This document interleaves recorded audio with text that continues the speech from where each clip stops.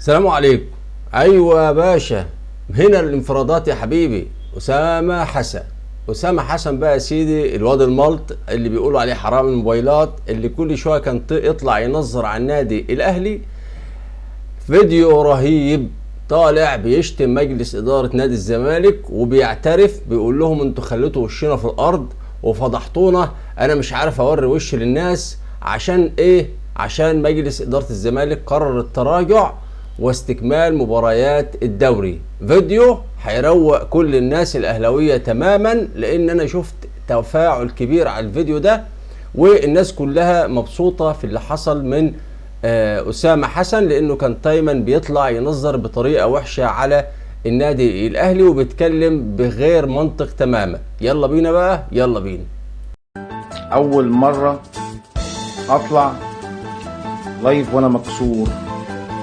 ايه ليه عملتوا كده مع جمهور الزمالك؟ وجمهور الزمالك يستحق منكم كده؟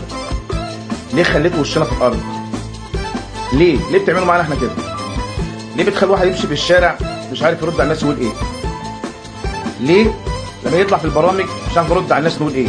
انا خسرت كتير جدا بسبب نادي الزمالك. خسرت اصحابي، وخسرت الماديات، وخسرت حاجات في بيتي، وخسرت في شغلي بسبب نادي الزمالك. ليه اعتذرتوا على ماتش القمه؟ وليه طلعتوا بيان رسمي مع المتحدث الرسمي استاذ احمد سالم، واحمد سالم قال مش هنلعب اي ماتش غير لما المؤجلات تلعب؟ عامر حسين طلع اقوى منكم؟ اقوى من نادي الزمالك؟ يعني احنا استفدنا ايه لما قال احنا فعلا يعني مجله النادي الاهلي انا كنت بلومها طلع عندهم حق؟ الهروب الكبير. احنا هربنا. ليه الكسره دي؟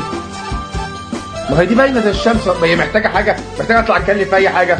خايفين من النادي الاهلي، خايفين نلعب النادي الاهلي، خايفين نتغلب من النادي الاهلي. يلا عايزين بقى، مستنيين الناس اللي هتيجي تشتم الزملكاويه ويقولوا ده فيديو فيك او فيديو مفبرك. بقى انا قاعد مستنيكم اهو. بيقول لك اهو خايفين نلاعب النادي الاهلي، خايفين نواجه النادي الاهلي، ودي حقيقه. خلاص كل الناس، معظم الزملكاويه خلي بالك، مقتنعين بالكلام ده تماما تماما تماما. اشوفكم بقى في انفراد الجاي.